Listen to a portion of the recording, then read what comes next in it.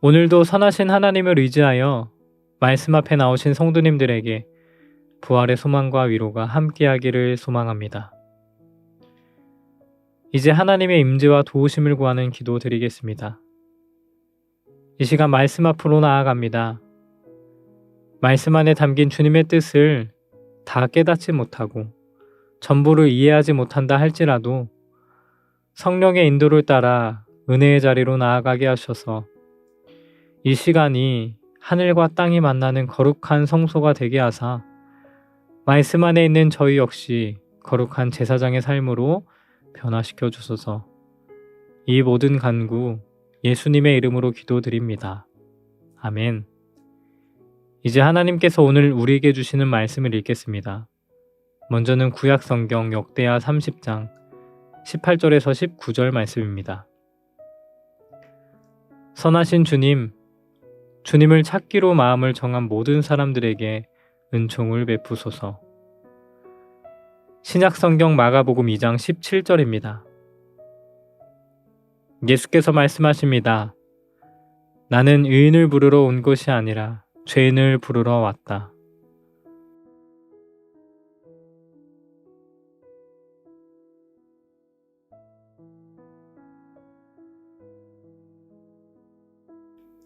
이번에는 순서를 바꾸어서 다시 한번 읽겠습니다. 예수께서 말씀하십니다. 나는 의인을 부르러 온 것이 아니라 죄인을 부르러 왔다. 선하신 주님, 주님을 찾기로 마음을 정한 모든 사람들에게 은총을 베푸소서. 오늘 말씀 가운데 마음에 다가와 움직이는 단어나 구절, 이미지가 있다면 그것을 떠올리시면서 기도하는 마음으로 잠시 묵상의 시간 갖도록 하겠습니다.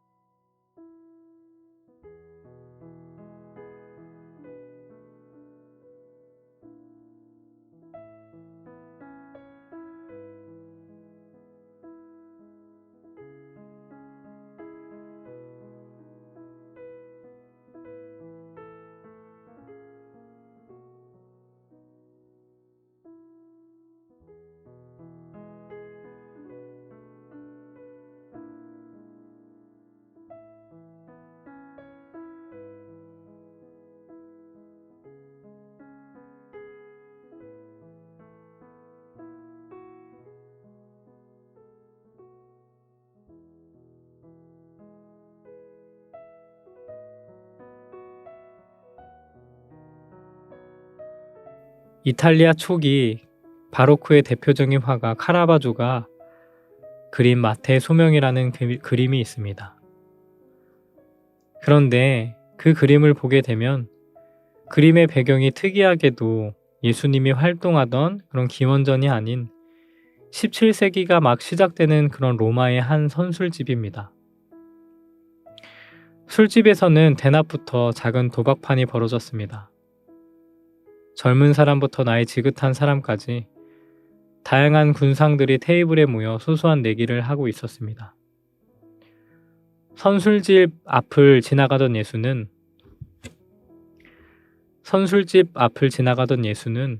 발걸음을 멈추고 한창 내기 중인 남자들이 있는 곳으로 들어옵니다. 그리고는 한 명을 지목하여 나와 함께 하자라고 말합니다. 예수와 동행하던 베드로도 예수님의 뜻을 알아차리고는 자신도 예수가 가리키는 방향을 향해 검지 손가락을 뻗습니다.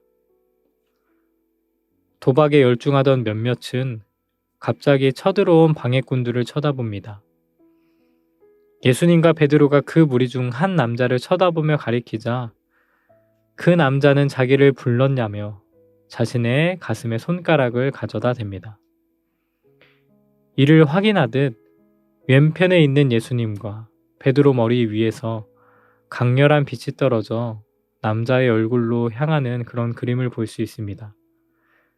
이것은 새로 태어날 시간임을 알리는 그런 신의 빛을 의미합니다.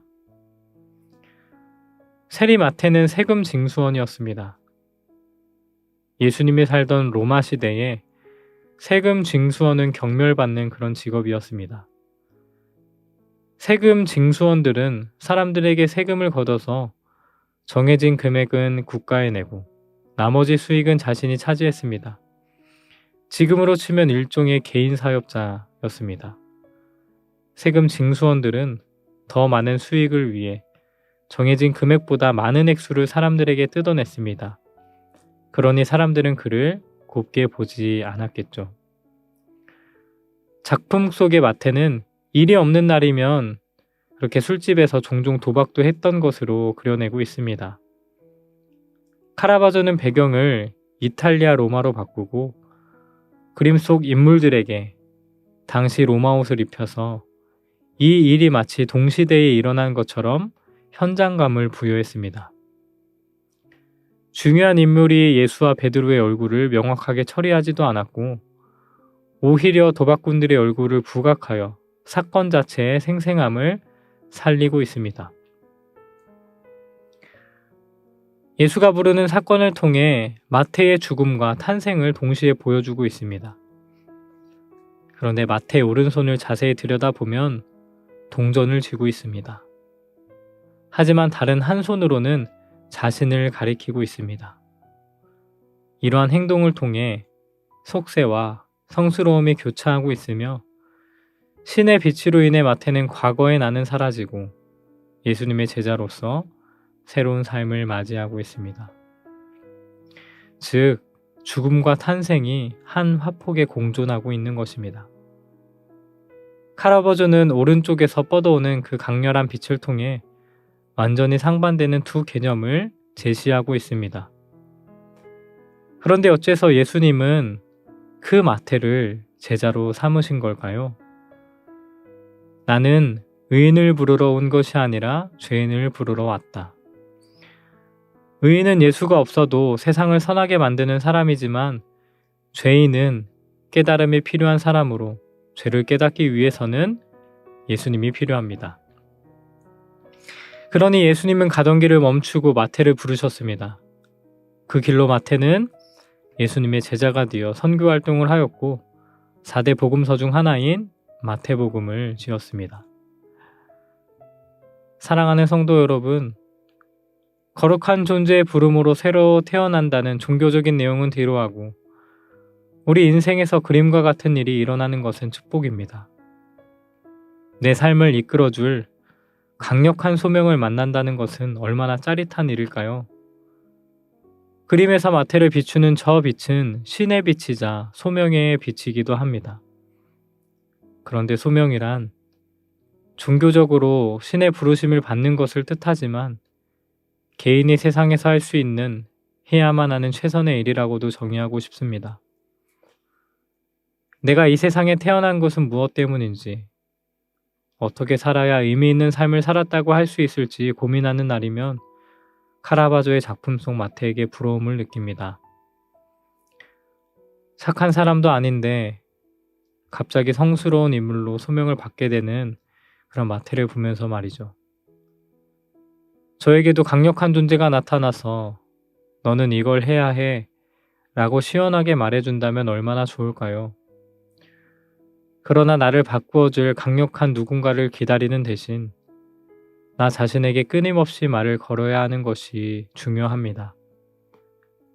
매일의 경험을 곱씹어보고 나 자신과 대화하다 보면 마태를 비추었던 것은 강력한 빛이 서서히 생성될 것입니다. 어느 순간 우리도 모르게 그 빛을 향해 똑바로 걸어가고 있겠죠. 극적인 순간은 갑자기 만들어지는 게 아니라 작은 나날들이 모여 생성되듯이 연약하지만 부족하지만 신실하지 못하지만 그럼에도 작은 결단과 헌신을 보시고 귀하다 말씀하시는 주님의 은혜 아래 살아가는 저와 씨앗의 모든 성도님들 되시기를 바랍니다. 함께 기도하겠습니다. 사랑의 하나님, 흘러가는 시간 속에서 저희는 언제나 연약했고 선한 길을 택하기보다 그 길이 어떤 길이라 할지라도 편한 길을 선택했습니다.